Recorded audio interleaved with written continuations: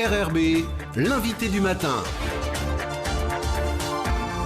Bonjour Elisabeth Noir. Bonjour Nicolas. L'entre-deux-tours de la campagne présidentielle ce matin avec votre invité puisque vous recevez la présidente du comité de soutien Emmanuel Macron.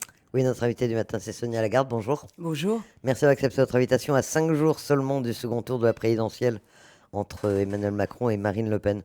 Alors la campagne est restée très calme en Nouvelle-Calédonie, même dans cet entre-deux tours.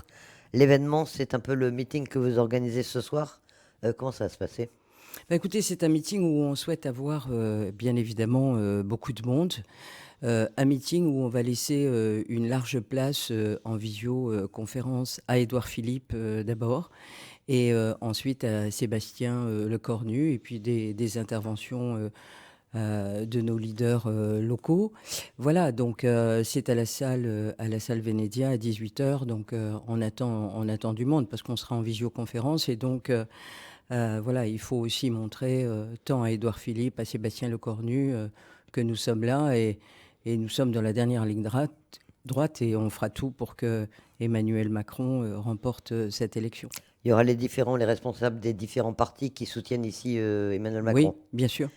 Alors Emmanuel Macron qui est arrivé largement en tête du premier tour en Nouvelle-Calédonie, 40,51%.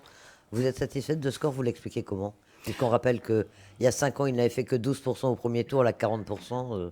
Oui, on voit une progression incroyable. Ça veut dire que les gens ont compris et se sont mobilisés, mais ils ne se sont pas tous mobilisés puisqu'on a quand même un fort taux d'abstention. Le président de la République, candidat Emmanuel Macron, est ravi de ce score parce qu'on fait quand même bien plus que la dernière fois. Et donc, c'est le résultat d'un travail accompli, d'un travail qui a été fait pendant son quinquennat, tant par Édouard Philippe qui s'était emparé du dossier alors qu'il était Premier ministre, et ensuite de Sébastien Lecornu. Et je pense que c'est un grand merci qui a été dit au président de la République, dans le sens où l'État a été extrêmement présent ces 5 dernières années.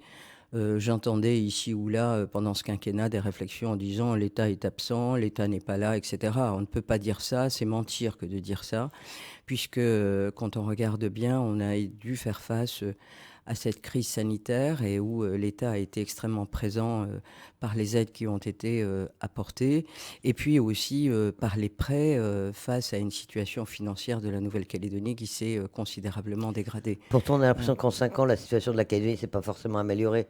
Crise politique, pas vraiment de visibilité sur l'avenir aujourd'hui.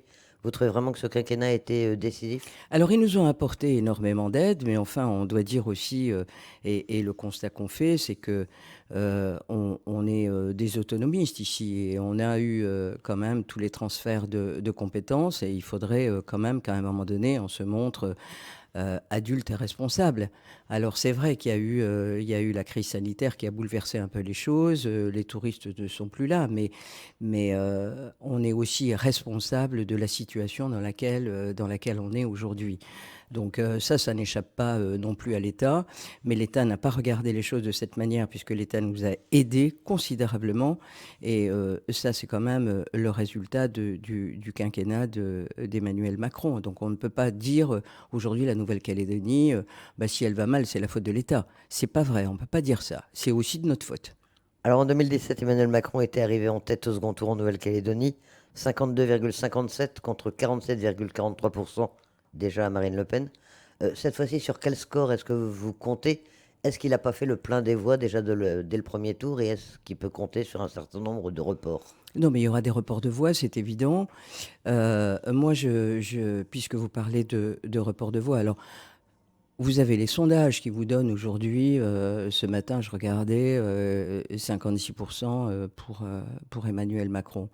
Moi je me méfie toujours un petit peu des sondages parce que si on écoutait les sondages, on resterait chez nous les bras croisés à attendre. Donc non, la mobilisation elle doit être là et puis il y aura évidemment des reports de voix. Ce que j'aurais souhaité moi en Nouvelle-Calédonie, c'est que les Républicains, par exemple, à l'instar de ce qu'a dit Valérie Pécresse, ont conscience, je voterai Emmanuel Macron. Et donc, j'aurais espéré quand même qu'on mobilise. C'est pas parce qu'on a perdu, il faut se montrer beau joueur. Et donc, j'espère que ceux qui ont voté pour Valérie Pécresse, eh bien, vont voter pour Emmanuel Macron. Mais il y en aura d'autres, bien évidemment, qui... vous savez, vous avez un choix qui est binaire à faire. Ça veut dire soit c'est le Front National, soit c'est Emmanuel Macron. Le Rassemblement national. Le Rassemblement national, oui. Voilà, c'est... Moi, j'ai un peu tendance à dire le Front National. Mais oui, ça a ripé. C'est le Rassemblement National, vous avez raison. Donc voilà, c'est un choix entre deux conceptions totalement différentes et deux visions différentes de la France. Si Emmanuel Macron est réélu dimanche, quels sont ses projets exactement pour l'avenir de la Nouvelle-Calédonie? Est-ce qu'il en a? Qu'est-ce qu'il propose aux Calédoniens? Alors écoutez, chacun sait qu'on va devoir affronter un épisode qui aurait déjà dû commencer, mais qui va commencer bien plus tard que prévu, puisqu'il restera presque un an.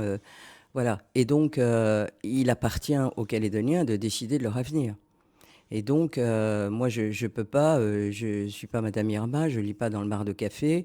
Et donc, il appartiendra aux Calédoniens d'avoir la volonté politique de se mettre autour d'une table et d'arriver à trouver une solution.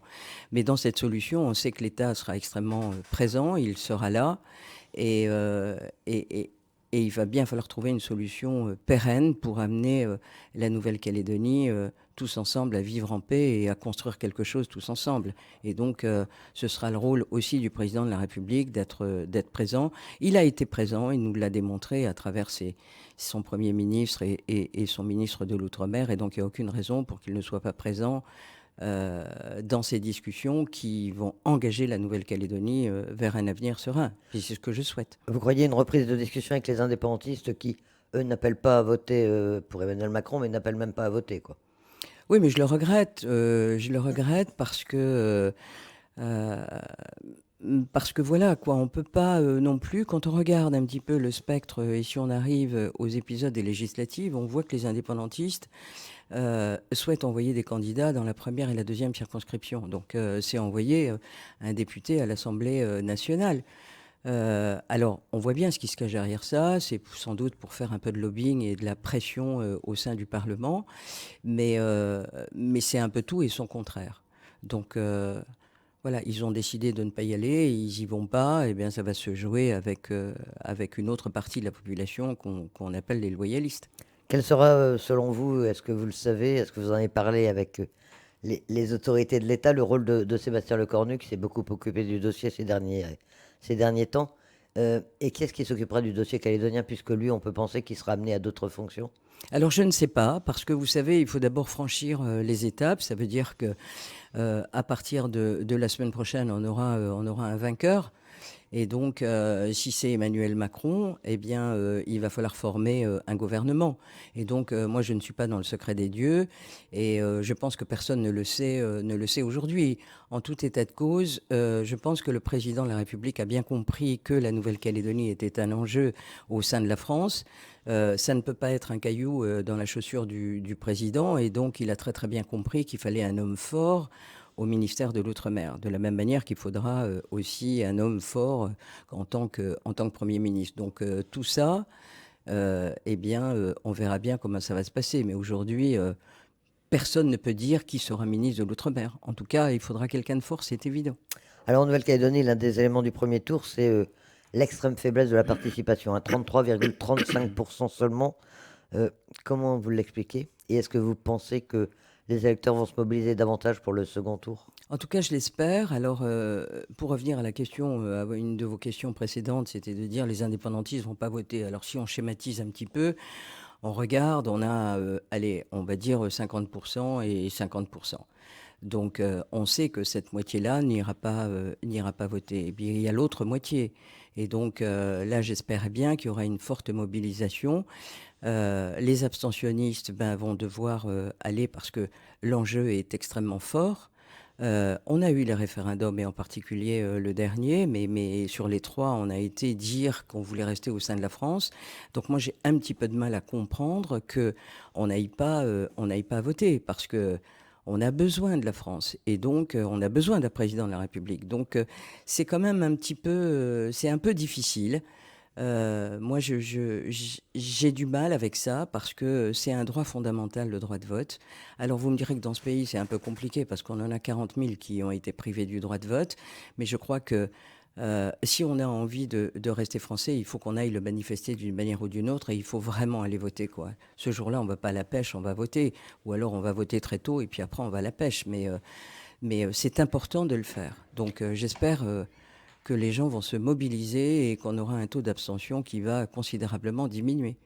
Alors jeudi matin pour nous, dans cet entre-deux tours, ce sera le fameux débat entre Emmanuel Macron et Marine Le Pen. Ce sera jeudi matin pour nous à la télévision. Vous allez regarder? Ben, bien sûr, je crois que on sera tous devant notre poste de télévision parce que ça sera un grand moment.